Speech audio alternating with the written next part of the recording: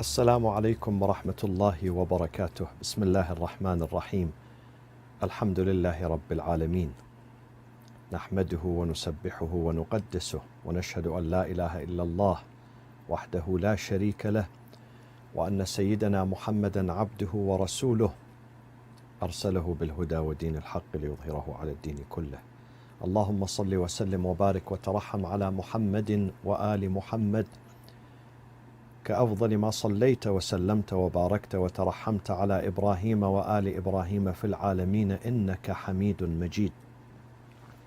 وصل اللهم وسلم على خلفاء نبيك وأوصيائه وأهل بيته وأحبته علي أمير المؤمنين وقائد الغر المحجلين، وعلى البضعة الطاهرة فاطمة الزهراء سيدة نساء العالمين، وعلى سبطي نبي الرحمة وسيدي شباب أهل الجنة الحسن والحسين عليهما السلام، وعلى علي بن الحسين ومحمد بن علي وجعفر بن محمد وموسى بن جعفر وعلي بن موسى ومحمد بن علي وعلي بن محمد والحسن بن علي والخلف الهادي المهدي عجل الله تعالى فرجه وسهل مخرجه وجعلنا من أنصاره وجنوده وأعوانه بإذن الله تعالى. My dear friends, Assalamu alaikum wa rahmatullahi wa barakatuh, and Jum'ah Mubarakah to all of you. Our Lord states in His book in Surah An-Nisa, أعوذ بالله من الشيطان الرجيم بسم الله الرحمن الرحيم الذين آمنوا يقاتلون في سبيل الله والذين كفروا يقاتلون في سبيل الطاغوت فقاتلوا أولياء الشيطان إن كيد الشيطان كان ضعيفا. صدق الله العلي العظيم. A question, an important question. The question says, did Imam Hassan and Imam Hussain, peace be upon them and their parents and their family, participate in the wars that are called Futuhat during the reign of the caliphs, during the reign of the second caliph, the third caliph, Uthman ibn Affan, or Muawiyah, or the Umayyads, or not? Because there are news, riwayat, stories in the books of history that Imam Hassan and Imam Hussain, they participated in these conquests, in this expansionist war that took place during the reign of the second caliph, third caliph, and Muawiyah. Is this true or not? It's not true. These stories, these narrations, these reports are not verified. Some of them say that in the year 26, in the conquest of Africa, Muawiyah bin Abi Sufyan mobilized troops, and Imam Hassan and Imam Hussain were part of that military expedition. Another report says in the year 30th, during the reign of the third caliph Uthman, again, Uthman mobilized troops to go to the conquest of Tabaristan and Jurjan. Jurjan means Gurgan, in the province of Khorasan, in Persia. And then Imam Hassan and Imam Hussain, they were part of that military expedition. But when we investigate history, we find that these reports are not verified, are not legitimate. Why they are not legitimate, my friends? And why Imam Hassan and Imam Hussain would not go, would not partake in these military expeditions that took place during the time of Uthman and Muawiyah ibn Abi Sufyan? Number one reason, I'm going to state 4 reasons here. Number one reason is that the philosophy of the family, the Prophet and his family, is that Islam is not expanded by force, by intimidation, by occupation, by war, by military expedition. Islam should spread through conviction, through love, through understanding, through acceptance, through freedom. And therefore, the Prophet and the Imams after him, the infallible Imams, would disagree with a leader, military leader, political leader, caliph, emir who sends his troops into another territory, foreign territory, to expand Islam and to force the people of these territories to accept Islam. Islam by sword, Islam by threat, Islam by force, Islam by intimidation. This is rejected by the Prophet and Ahlul Bayt. This method is useless. And we see nowadays, my friends, these nations that were conquered by the Arab fighters who came from Arabia under the leadership of some of the caliphs during the Khulafa time, and after them during Umayyad and Abbasid. Some of these nations are not happy with being Muslims. They don't feel proud about it. They don't feel proud about it because Islam was imposed on them by force. Some of them say, we don't like this. Islam is a matter of heart. Faith is a matter of heart. You cannot force people by intimidating them, blackmailing them, threatening them, invading their land. You can't force them to accept Islam. Even if they say we are Muslims, they would not accept it wholeheartedly. And most of these futuhat, conquests that took place during especially the time of Uthman and Muawiyah and the rest of Bani Umayyah and Bani al-Abbas were illegitimate.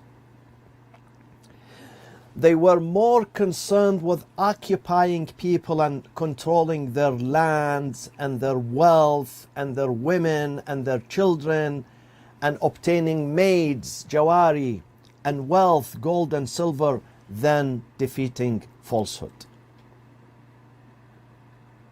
The intention of most of those khulafa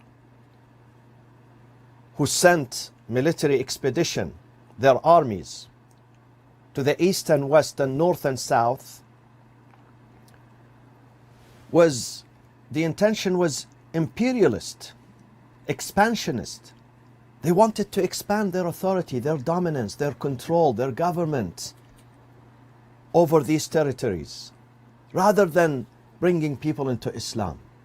Because I tell you why, my friends. Because Islam at that time in Mecca and Medina was messed up. In Baghdad and Damascus was messed up. It was not a proper Islam. There was a lot of corruption, a lot of hunger, starvation, deprivation, economic disasters, ignorance. Imagine a father who has several children. He didn't take care of his own children. He did not feed his children. He did not educate his children. His house is messed up, and now he wants to invite the neighbors into his leadership. It would not happen. He failed in his leadership in his home, in his room, with his family, with the closest people to him. How can he become a leader for others, for the neighbors? He won't. This is the same story with Islam, with those caliphs in Islam, not Islam itself, with the caliphs, illegitimate caliphs who seized power, who grabbed power by force, who hijacked the Khilafah. Khilafah was hijacked by improper people. They did not take care of their own nations, and now they want to expand and go east and west and occupy other nations. And you know what would happen during these expansionist wars? I call them expansionist, tawassu'iyya, hurub tawassu'iyya, not futuhat. Futuhat is when Islam goes into a land with conviction. People welcome the Muslims. People invite them. The native of these lands would invite them and tell them, please, please come into our land, liberate us, free us, bring us your religion, bring us your faith, share your faith with us. This is called futuhat, conquest.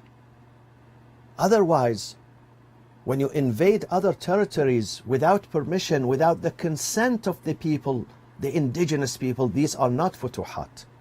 These are occupations and invasions. And you know what happens during them? They would bring gold and silver. They take out every khairat, every blessings in these lands. They bring them to the Islamic State. They were concerned about women, maids, jawari. They would enjoy occupying other people's land just to bring jawari and women from there. This is the history of Islam. Let me read for you what Al-Mustadrak al-Hakim, Al-Hakim al-Naysaburi, a great scholar in the Sunni tradition. He's a jurist, faqih. He's a commentator of the Quran. He's a mufassir. He's a hafidh. Hafidh means transmitter of hadith. Hakim al-Naysaburi, great figure. Originally from Naysabur, but he lived in Damascus, he lived in Baghdad, he lived in Basra, in Kufa, in Mecca, in Medina, in Cairo. He lived in all these cities.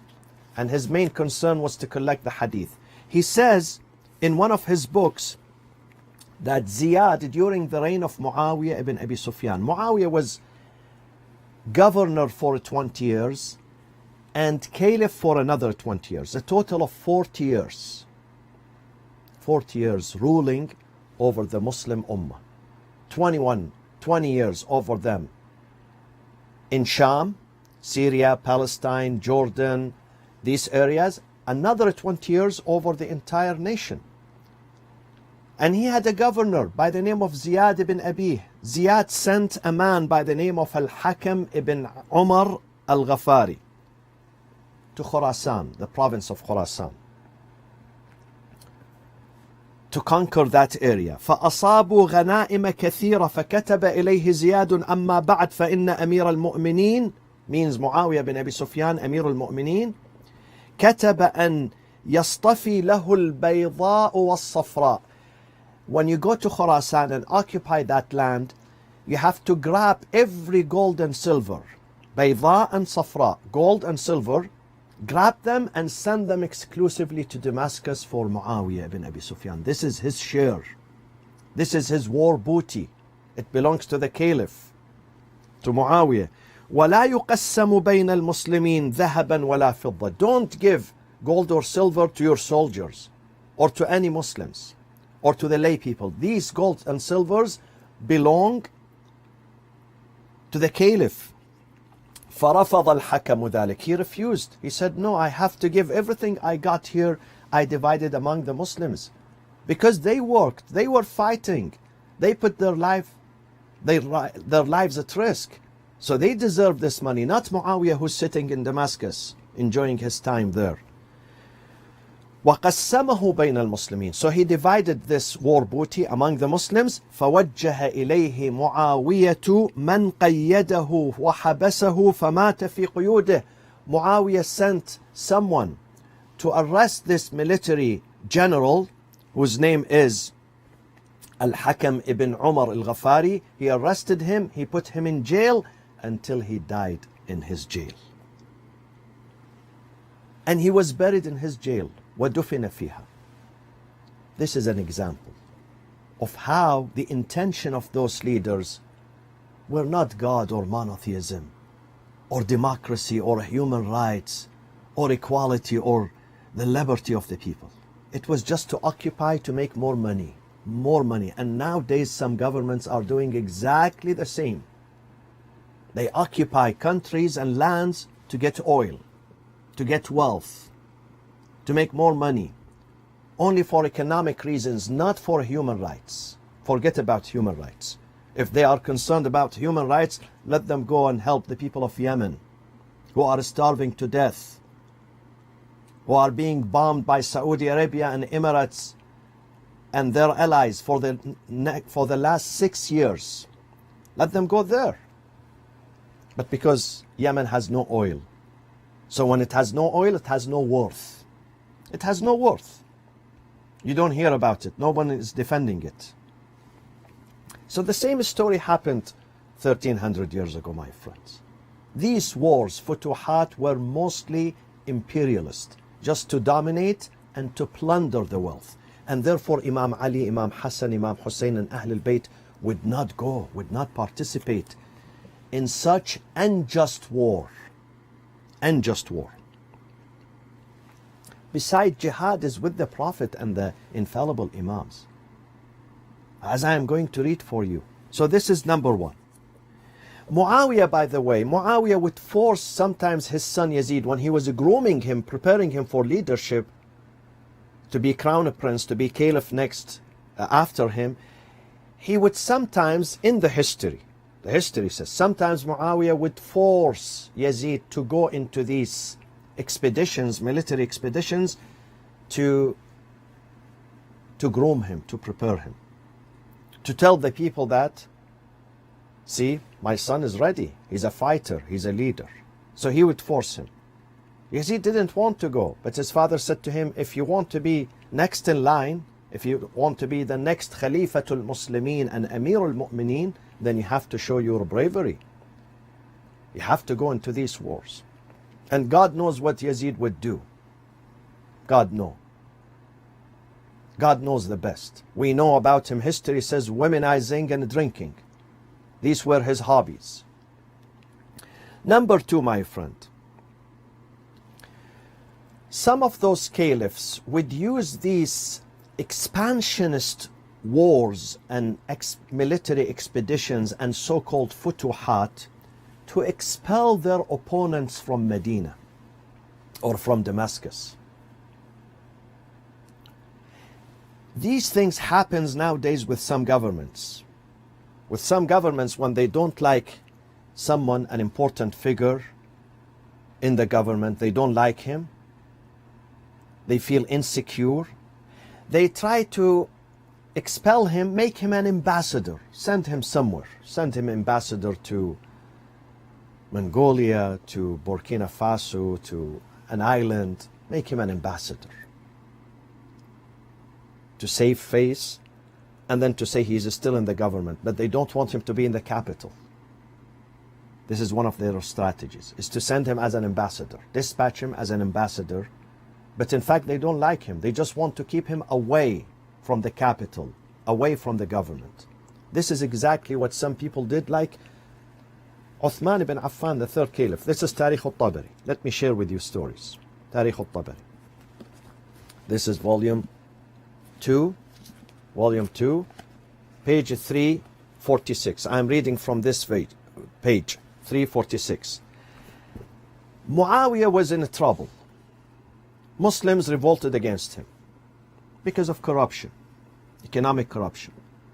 Uthman ibn Affan. Uthman, his problem was that he was inclined towards Bani Umayyah. Bani Umayyah are his family, his tribe. So naturally, he would practice favoritism and nepotism. People were tired of this. People were angry at him. So he gathered his advisors. And most of those advisors are from Bani Umayyah according to Tabari. This is Hawadith, the events of year 34. Muawiyah was still, Uthman was still in power. فَأَرْسَلَ عُثْمَانُ إِلَى He brought the following people as advisors, seeking their advice. إلى معاوية بن أبي سفيان وإلى عبد الله بن سرح بن أبي سرح وإلى سعيد بن العاص وإلى عمرو بن العاص بن وائل السهمي وإلى عبد الله بن عامر فجمعهم ليشاورهم في أمره. He said to them, فإن الناس قد تنمروا لي. People are bullying me. This is the word Uthman is using. Uthman is accusing the Muslim Ummah of being bullying him. So he said, I am being bullied by people in Medina, by revolutionaries, by those so-called, today they call them anarchists, troublemakers. But those people are people who have been marginalized, hungry, no work, unemployed, no future, no health care, no education. They are asking for their rights. They've been abused. There is racism against them. So Uthman asked them, Listen to this. فقال له عبد الله بن عامر, one of his advisors, said to him, رأيي لك يا أمير المؤمنين أن تأمرهم بجهاد يشغلهم عنك. The best way to get rid of them is to send them into a military expedition outside Medina, let them go and conquer lands and fight other nations, so they get busy with that. And then you relax in Medina. وَأَن تُجَمِّرَهُمْ فِي الْمَغَازِي. Keep them exhausted in these military expeditions. Because when the fighter goes there, all his concern is to protect himself. So he has no time to think about education and healthcare and money and housing and his family and his kids. Okay? حَتَّى يَذِلُّوا لَكَ. In this way you're going to humiliate them before you and subjugate them to you. فَلَا يَكُونُ هَمَّةُ أَحَدِهِمْ إِلَّا نَفْسَهُ. At that time, those soldiers are going to be busy only with their own affairs, and they have no concern other than saving themselves. So Uthman accepted this and he sent them. So part of these futuhat was to keep the opponents away from the caliph, expelling them, expelling the opposition. Number 3. In Islam, my friends, we have two types of jihad. Al-jihad al-difa'i wal-jihad al-ibtida'i. The defensive jihad and the offensive jihad. Defensive jihad is mandatory upon all. If your city, your community, your neighborhood, your town, your country is attacked, you have to rise to defend it. Whether you are male, female, old, young, rich, poor, doesn't matter. Every person has to defend his community. This is not only in Islam. This is in every culture, in every religion, in every country, in every constitution. When your neighborhood, your country, your city, your village is invaded, you must defend. You can't just run away. You must defend your land, your integrity, your dignity, your existence, your freedom. So this is one type. The second type of jihad is offensive, ibtida'i. The ibtida'i has to be done, has to be performed under the leadership of either Prophet Muhammad sallallahu alayhi wa sallam or the legitimate imam that has been appointed by the Prophet. Not a third party, not another person. And this type of jihad, the offensive, is a command from God. God tells the Prophet that you must go into this land because there is a bigger benefit, either to save the people, to guide the people, to make their life better, not more miserable. And it has to be done only under the permission of the Prophet or the legitimate imam, infallible imam, not any caliph, not any military general or leader. Therefore, these futuhat that took place during all the caliphs, I would say, unless the one which was defensive, some of them were defensive, but the offensive ones, they were illegitimate in the opinion of our imams. They were illegitimate, no need for them. They would bring more harm than good, more misery than freedom or dignity. And therefore, my friends,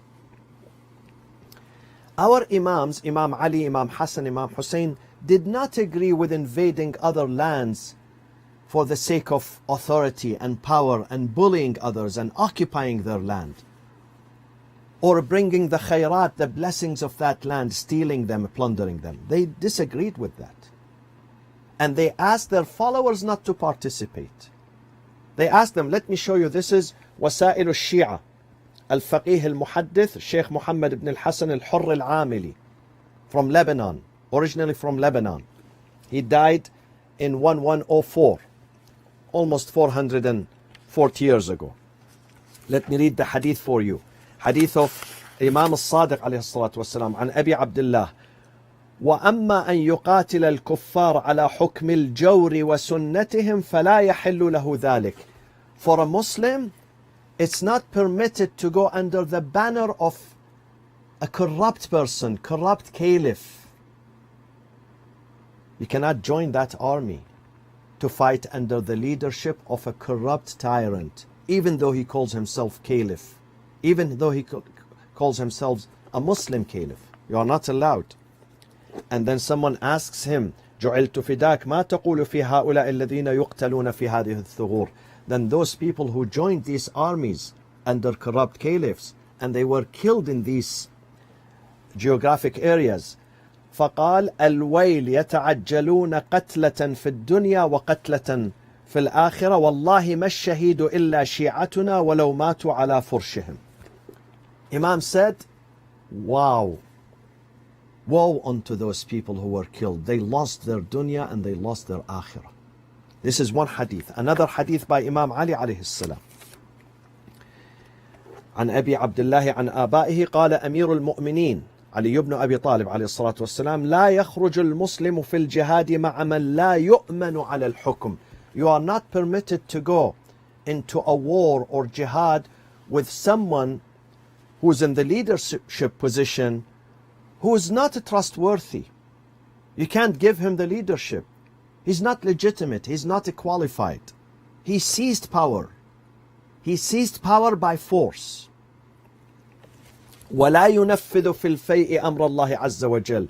When it comes to the fay, to the treasury, he does not implement God rules.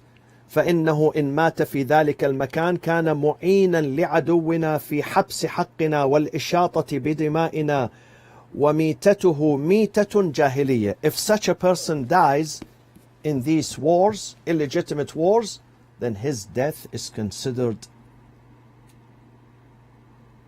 un-Islamic, a death of the ignorant times. ميتة جاهلية.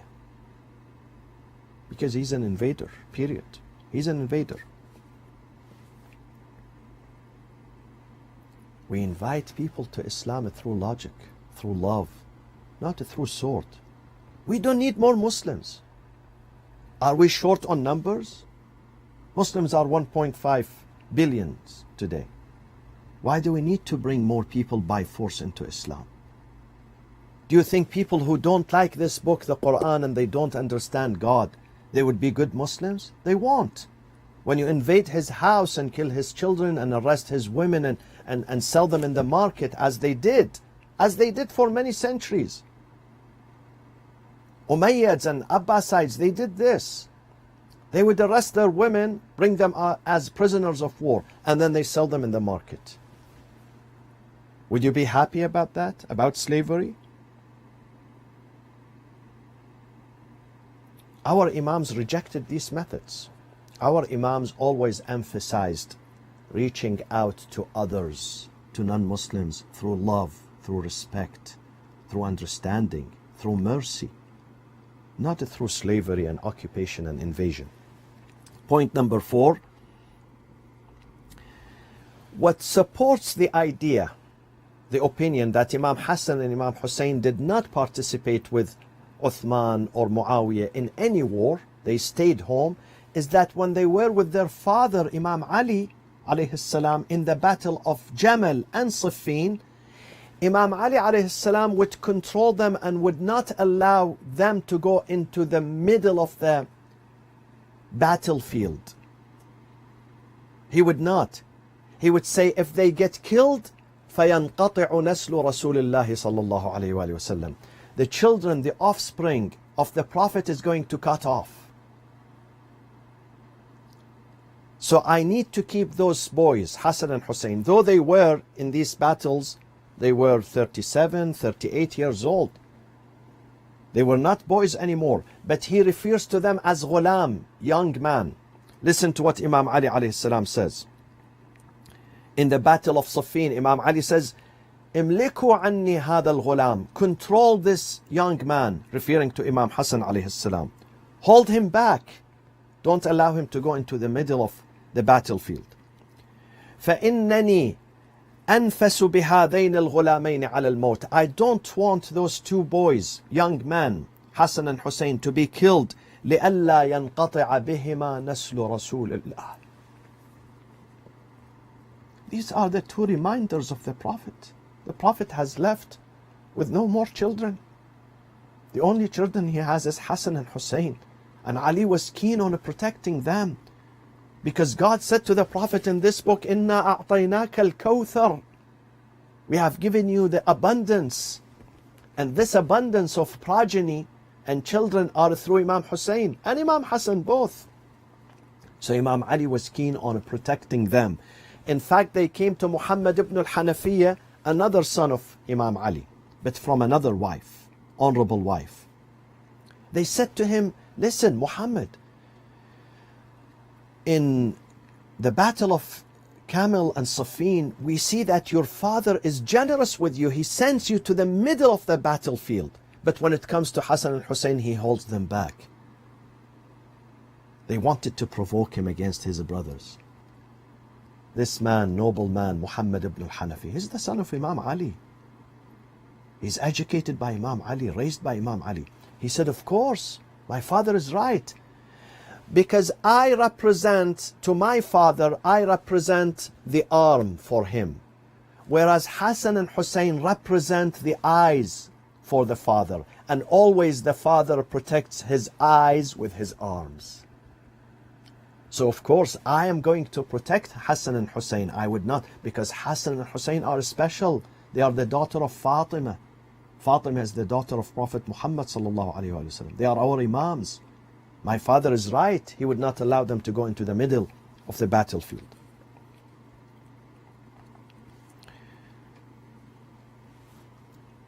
One more thing. Did Imam Hassan and Hussein go to protect Uthman when people revolted against Uthman and he was under siege for several weeks? Some stories say no, they didn't. Others, they say even if they did, not to protect Uthman from being taken off from Khilafah, be removed from Khilafah, because they disagreed with his policies and he had to go, but to protect his wives and his children from being without food, without water, from being attacked by the revolutionaries. So even if the story is right that they went to the house of Uthman to fend off the revolutionaries, it was not to keep Uthman in power. They didn't want him to be in power anymore. They wanted to protect his family, his wife, rather wives, women and children from starving to death, from being cut off from the supply of water. So it was for a humanitarian reason, not for political reason. So this is the stand of the school of Ahlul Bayt on these conquests. Imam Hassan and Imam Hussein did not go because these conquests were expansionist, imperialist, intended to expand Arabism. I would not say the faith, Arabism, at the expense of other nations. At the expense of other nations. Yes, there are some nations who accepted Islam wholeheartedly through conviction, through love, no doubt about it, no doubt. Even as far as China and Asia and Southeast Asia and India and Africa and Europe and America, and they are still accepting Islam out of conviction, out of love, out of understanding, out of knowing that this is the book of God, Muhammad is the messenger of God, the final messenger, no doubt about it. But I'm speaking about early Islam. Some people were forced in an unjust way to accept Islam by threat. You know what, my friends, let me conclude on this note. Muawiyah bin Abi Sufyan, the leader of Bani Umayyah, he himself accepted Islam out of force. Read his story, my friends. You know the one who carried the sword and said to him, listen, Abu Sufyan, if you don't say La ilaha illallah Muhammad Rasulullah, I'm going to separate your head from your body. That person was Umar ibn al-Khattab. He threatened him. The Prophet said to him, Umar, put the sword down. It's not time to. The Prophet was against these methods. The Prophet did not want to coerce or force or intimidate or threaten anyone into accepting Islam.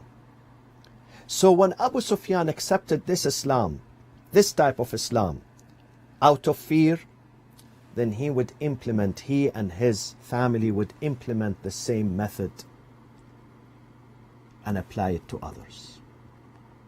May Allah protect us. May Allah protect you all. May Allah protect the entire humanity. May Allah guide us, inshallah, to the right path. وصلى الله وسلم على سيدنا محمد وأهل بيته الطيبين الطاهرين.